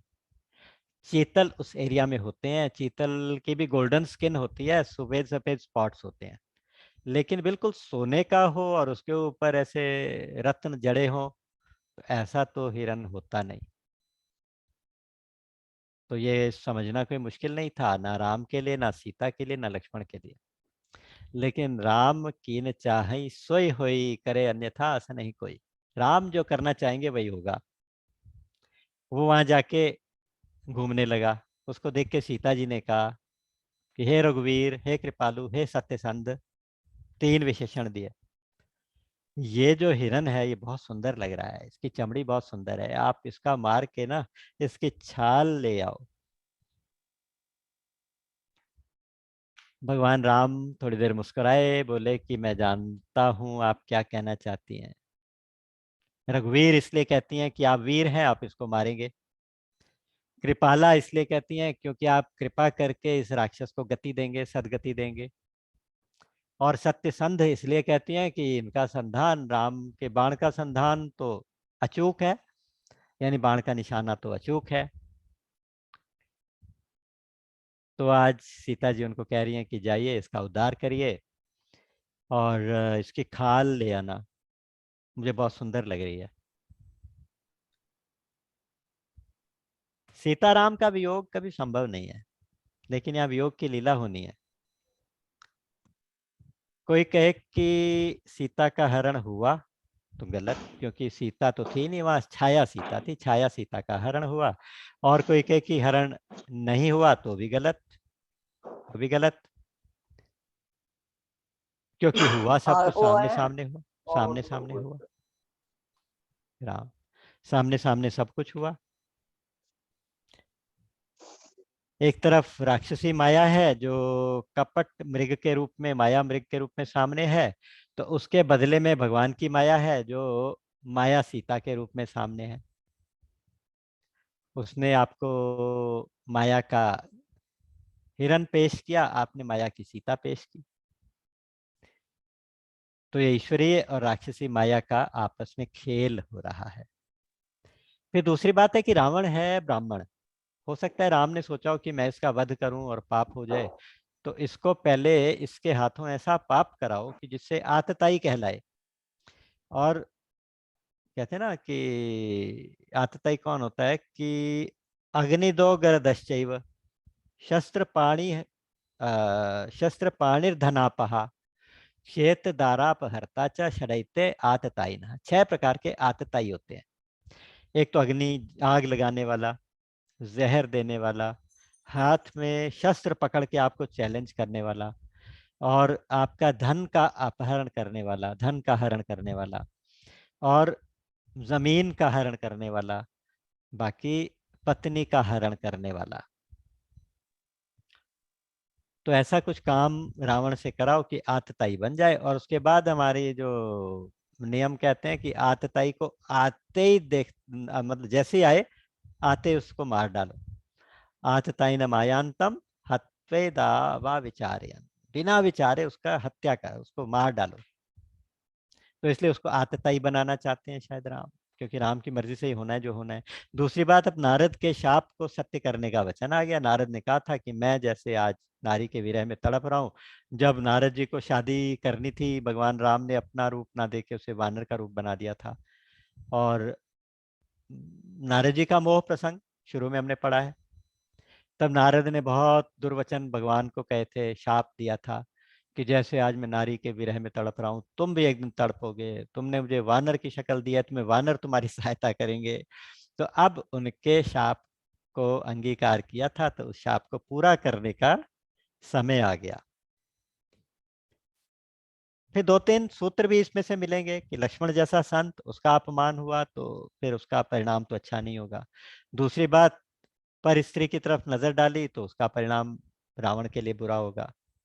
तो कहने का मतलब है कि ये सीता हरण का जो प्रसंग है बहुत ही ललित नर लीला है। बस बेसिकली भगवान की नर लीला है। सीता जी की रक्षा के लिए रावण, सॉरी, लक्ष्मण जी को लगाया कि आप इनकी रक्षा करना, बुद्धि से, विवेक से, बल से, समय से ध्यान रखते हुए इनकी रक्षा करना, और मैं जरा जा रहा हूं इसके पीछे। अच्छा, भगवान राम उस मृग के पीछे भागे, धनुष संधान करके, तरकश लगा के, पूरा तैयारी करके। भागे क्यों? राम तो वो हैं जो बैठे बैठे वहीं से एक तिनका उठाते, मंत्र पढ़ते, फेंक देते। जैसे जयंत के पीछे भेजा था, उसके पीछे कोई शिकार करने भागे थोड़ी थे। और वो तीनों लोकों में उसको जगह नहीं मिली थी। लेकिन राम खुद चाहते हैं कि वो कुटिया से दूर जाएं, और किसी तरह से लक्ष्मण भी दूर जाए, फिर रावण आए और ये अपराध करे। तो ये उसी तरह की लीला बना रहे हैं भगवान, उसी तरह की सीक्वेंस ऑफ इवेंट्स बना रहे हैं। तो वो हिरन के पीछे भागे, हिरन छिपता छिपाता कभी प्रकट होता, कभी सामने आता, कभी छिप जाता, उन्हें दूर ले गया। जब राम ने देखा कि कुटिया से थोड़ी दूर आगे, बस ये डिस्टेंस ठीक है, तो राम ने अपना बाण निकाला, उसको मार डाला। जैसे उसको बाण लगा, चूकने का तो मतलब ही नहीं था, राम बाण है, राम बाण मोग होता है। तो अब जैसे उसको रामबाण लगा, मारीच जोर से बोला, हा लक्ष्मण, हा सीते, हा लक्ष्मण, ऐसे बोला जोर से। और फिर मन ही मन राम का स्मरण किया। पहले ऊपर से तो भक्ति के आचार्य लक्ष्मण जी को पुकारा, और उसके बाद धीरे से भगवान राम का नाम मन में लिया, और शरीर छूटने से पहले अपनी वो कपट वाला शरीर छोड़ दिया, असली रूप में आ गया और प्राण त्याग दिए। प्राण त्यागने से जस्ट पहले सामने राम का दर्शन किया, और बहुत ही प्यार के साथ उसने 3 बार राम राम राम ऐसे कहा, हे राम कहा, और प्राण त्याग दिए। इतना सुंदर अंत मारीच का हुआ।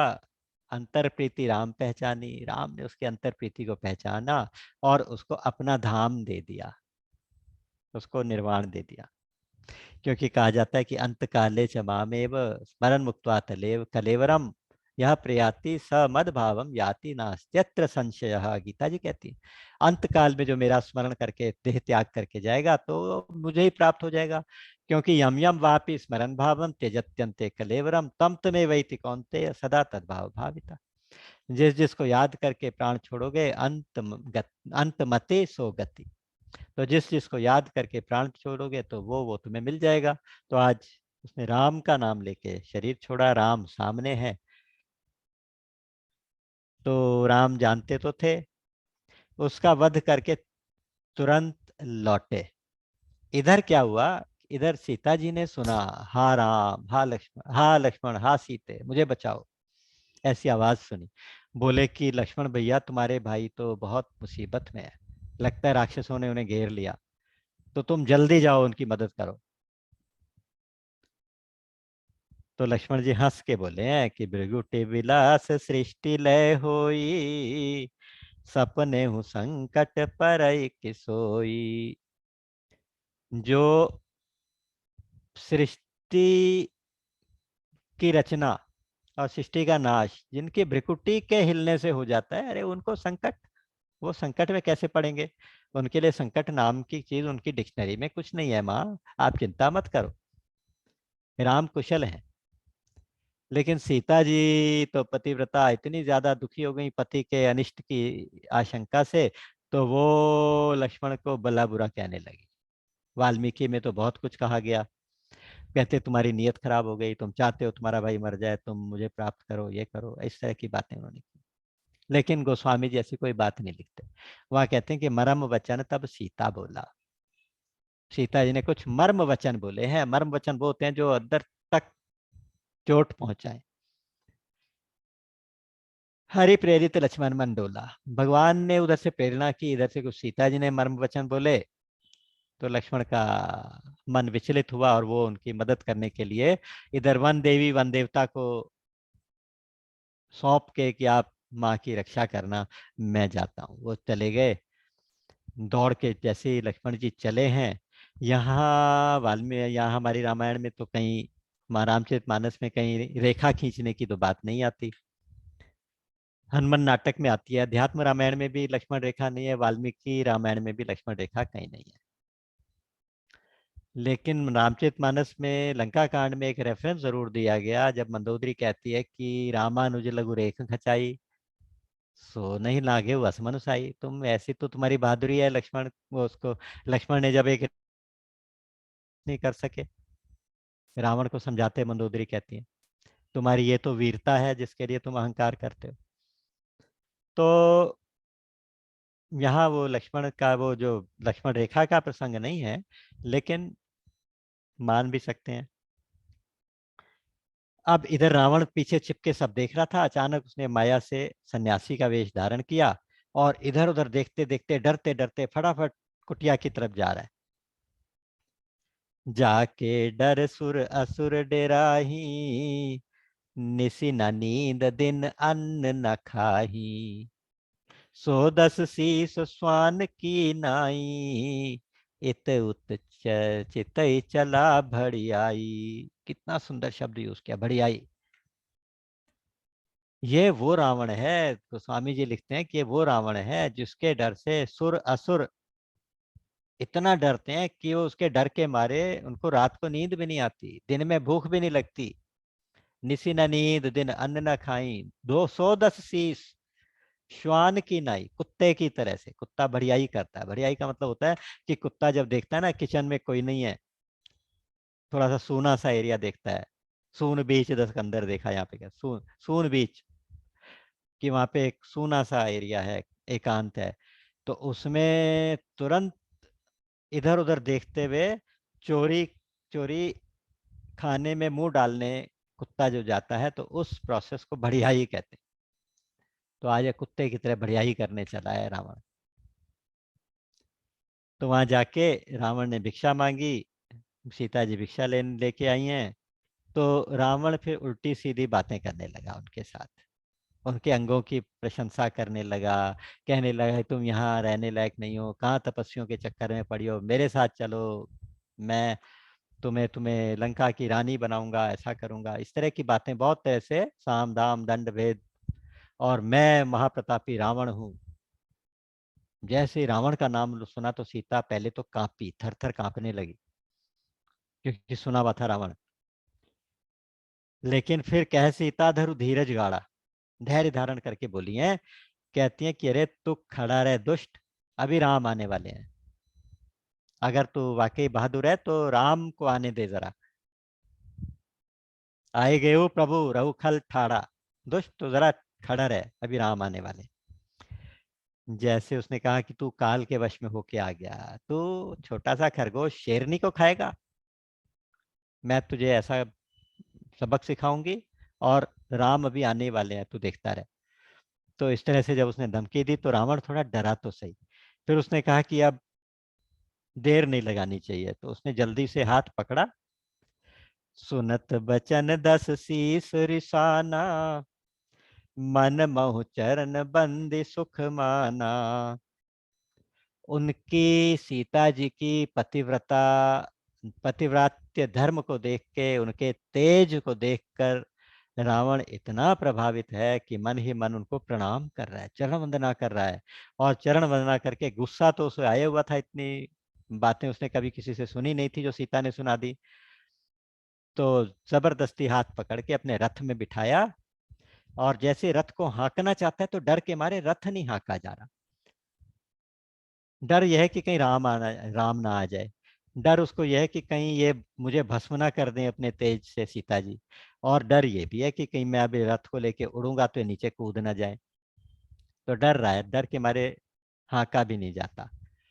लेकिन फिर भी वो रथ को हाँक के आसमान से, आकाश मार्ग से चला। सीता जी विलाप कर रही हैं, शोर मचा रही हैं, पछता रही हैं, लक्ष्मण से माफी मांग रही हैं, लक्ष्मण तुम्हारा कोई दोष नहीं था, तुम ठीक कहते थे। और भगवान राम को पुकार रही हैं। बहुत लंबा प्रसंग है, लेकिन बहुत से लोग इस चौपाई के बारे में बहुत टीकाएं करते हैं कि मनमोह बंदी चरण सुख माना, चरण बंदी सुख माना। रावण आया तो था अपहरण करने, तो चरण वंदना करके ऐसे पकड़ के क्यों गया? तो वास्तव में रावण का जो ये है ना दृढ़ मंत्र एहा, ये उसी का एक पार्ट है। उसको सीता जी से कुछ लेना देना नहीं है, देखा जाए तो पहचान गया है वो राम कौन है। वो पहचान अपनी प्लानिंग है उसकी। उसकी प्लानिंग यह है कि मैं इनको लेके जाऊंगा, राम लंका में पधारेंगे, मेरे सारे परिवार का उद्धार होगा। तो माँ जगदम्बा को जगदम्बा के रूप में जान के वो प्रणाम कर रहा है। वहां जाके भी अपने महल में नहीं रखता, जाके अपना एक उनका जो फेवरेट अशोक वाटिका है, उस अशोक वाटिका में सुंदर से अशोक वृक्ष के नीचे रखता है। सेवा में राक्षसियां, लेडीज स्टाफ को सेवा के लिए लगाता है। और उसमें भी जो उनकी चीफ होती है वो राम की भक्त है, त्रिजटा। आ- तो राम के भक्त को उसके उसमें लगाता है। उसके बाद जब अल्टीमेटम दे के आया सीता को कि 1 महीने के अंदर नहीं मानेगी तो मैं सिर कलम कर दूंगा, ऐसे करके डरा के आया। तो त्रिजटा ने अपना सपना सुनाया सबको, बाद में प्रसंग आएगा। तो सारी राक्षसियां अपनी ड्यूटी छोड़ छोड़ के चली गई अपने अपने घर। यानी जिनको ड्यूटी पे लगा के गया वो ड्यूटी नहीं कर रहे, और जो बैठी है वो राम की भक्त है, वो भी चली गई। इतने बड़े अपराध के बाद किसी को रावण दंड नहीं दे रहा। उसके बाद जब हनुमान जी पता लगाने आ रहे हैं, तो उसकी सिक्योरिटी कैसी है कि मच्छर भी अंदर नहीं आ सकता, मशक समान रूप कपिधरी, और उसको भी लंकिनी ने रोक लिया। इतनी सिक्योरिटी। और उन हनुमान जी को आने दिया। हनुमान के आने के बाद उनको सारी लंका जलाने दी। उसके बाद उसके बाद जब युद्ध हुआ, तो जब नागपाश वाला प्रसंग आया तो युद्ध को रोक दिया। लक्ष्मण मूर्छा वाला प्रसंग आया तो युद्ध को रोक दिया। वो अपना पूरा वैर तो निभा रहा है, लेकिन अपने स्टाइल से कर रहा है। उस सिक्योरिटी के भी, ऐसी सिक्योरिटी जो फुल प्रूफ सिक्योरिटी लंका की, उसमें हनुमान जी रातों रात जाते हैं, सुषेण को घर से ही उठा के लाते हैं, उससे लक्ष्मण का उपचार कराते हैं और वापस छोड़ के भी आते हैं। ये सब कुछ अलाउ कर रहा है रावण। तो ये कुछ तो प्लानिंग थी जरूर।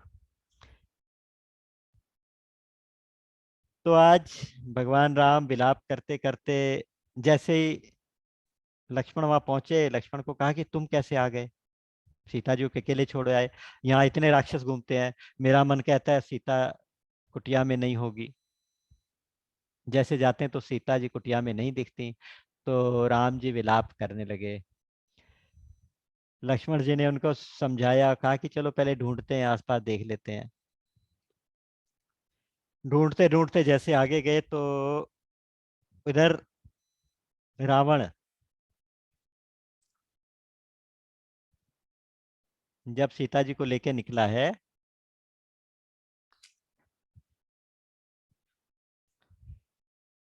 तो जटायु ने सीता जी का विलाप सुना। आज 2 मिनट 5 मिनट ऊपर हो जाएंगे, ये जटायु वाला छोटा सा प्रसंग। जटायु ने सीता जी का विलाप सुना। उन्होंने, जटायु तो जानता था, उसने कहा ये तो सीता है। वृद्ध हो चुका है जटायु, लेकिन उसने दूर से जैसे देखा तो दूर से ललकारा, अरे दुष्ट खड़ा रहे, मैं आ गया हूं। उधर सीता जी को कहा कि बेटी तू चिंता मत करना, मैं हूं तेरे साथ, मैं हूं तुम्हारी रक्षा के लिए। तो ऐसे प्रसंग में जटायु ने रावण जैसे योद्धा को भी ललकार दिया। उसको मालूम है कि मेरा इससे कोई मुकाबला नहीं है, लेकिन फिर भी उसको ललकार दिया, क्योंकि यहाँ एक इज्जत बचाने का सवाल है। दो लोगों को कंपेयर करिएगा। भीष्म पितामह है भी अपनी, अच्छा वहां रावण ने देखा तो रावण से युद्ध हुआ। रावण पहले देख रहा है कि कौन आ गया, ये गरुड़ जी आ गए क्या। फिर देखता है नहीं, ये कोई मैनाक पर्वत आ रहा है इतना बड़ा विशाल। जब पास आया तो देखा अच्छा जटायु है। जटायु से युद्ध हुआ। जटायु ने अपने चोंच और नाखून मार मार के उसको इतना घायल किया, रथ से गिरा दिया। और सीता जी को उठा के एक सुरक्षित जगह पे बिठा के भी आया। फिर आके युद्ध होने लगा। जब रावण ने देखा कि ऐसे नहीं चलेगा तो उन्होंने अपनी खड्ग निकाली और उसके दोनों पंख काट दिए। जटायु काटे से पंख परा, गिरधरनी सुमेरे राम करी अद्भुत करनी। राम की अद्भुत करनी को स्मरण करता हुआ जटायु नीचे गिरा, अपने प्राणों को रोके हुए है कि राम आएंगे तो उनको पता बता के ही जाऊंगा। इधर भीष्म पितामह जब शरशैया पे पड़े थे तो वो भी उत्तरायण होने का इंतजार कर रहे थे। मौत को रोका हुआ था उन्होंने। मौत आई, लेकिन उन्होंने कहा कि अभी मैं तुम्हारे साथ नहीं जाऊंगा। जटायु के पास मौत आई, उसने कहा मैं अभी तुम्हारे साथ नहीं जाऊंगा। दोनों एक जैसी स्थिति में पड़े हैं। लेकिन भीष्म पितामह को अंत समय में मिला क्या, बाणों की शैया और आंखों में आंसू। जटायु को क्या मिला, भगवान राम की गोद, भगवान राम के हाथ, सिर के ऊपर हाथ, और चेहरे पे प्रसन्नता। और अंत में मिला भगवान का स्वरूप। इतना फर्क कैसे है, क्योंकि इन दोनों में से एक उस समय चुप रहा था जिस समय द्रौपदी की इज्जत लूटी जा रही थी, पुकार रही थी, खड़े होकर ललकार भी नहीं पाए, दुर्योधन को डांट भी नहीं पाए, दुशासन को कुछ कह भी नहीं पाए, और दूसरे ने अपने प्राणों की बाजी लगा दी। जटायु इंतजार कर रहा है, ढूंढते ढूंढते राम आए, उन्होंने देखा जटायु पड़े, राम राम राम, मुश्किल से प्राणों को रोके हुए हैं। आते ही उसके सिर पे हाथ फेरा, सिर पे हाथ फेरते गोदी में लिया। सिर पे हाथ फेरते ही जटायु जी का सारा दुख दर्द चला गया। तब उन्होंने कहा कि नाथ दशानन यह गति कीनी। दशरथ, हे नाथ, ये जो रावण है उसने मेरा यह हालत किया है। वो आपकी पत्नी को लेके, सीता को लेके दक्षिण दिशा की ओर गया है। मैंने बहुत कोशिश की लेकिन राम, मैं उसको बचा नहीं पाया। बस अब प्राण मेरे निकलना चाहते हैं, केवल आपके आने की इंतजार कर रहा था। तो हे राम, तुम सामने आ जाओ एक बार। तो राम को दया आई, उनकी आंखों में आंसू आ गए। आंसुओं से अभिषेक कर रहे हैं उसका, गोदी में लिया हुआ है, सिर पे हाथ फेर रहे हैं, कह रहे हैं कि जटायु जी आप चाहो तो अपने प्राणों को रोक लो, शरीर को रख लो, मैं तुम्हें आप अमर कर देता हूँ। जटायु जी कहते हैं ऐसा प्रसंग फिर कब बनेगा। कि आपकी गोदी में हूं, आपका हाथ मेरे सिर में है। तो अंत समय में ऐसा प्रसंग बना, तो अब मैं अब और शरीर किस अवसर के लिए रखूं, क्यों रखूं? तो मुझे तो अब जाने दो नाथ। देखते देखते जटायु ने भगवान विष्णु का चतुर्भुज रूप धारण किया, बहुत सुंदर स्तुति की है, और भगवान के धाम चले गए हैं। और भगवान राम ने उनकी अपने हाथों से अंत्येष्टि की है, अपने हाथों से दाह संस्कार किया। अपने पिताजी दशरथ का दाह संस्कार नहीं कर पाए थे, लेकिन आज उन्होंने जटायु का अपने पिता की तरह संस्कार किया। गीध अधम खग आमिष भोगी, कथि दीनी जो जाचत जोगी। राम। तो यहां से इसी प्रसंग को फिर अगली बार उठाएंगे। आप भगवान राम की करुणा के समुद्र में गोते खाते खाते आज यहाँ से विदा लें, और अगली बार फिर हम राम के साथ दोबारा चलेंगे और शबरी के आश्रम में जाएंगे। उसके आगे हो सकता है कि अगली बार अरण्य कांड कंप्लीट हो जाए। राम अमित गुण सागर, था कि पावहि कोई। संतन सन जस किछु सुनेऊ, तुम ही सुनायहु सोई। बोलिए सच्चिदानंद भगवान की जय।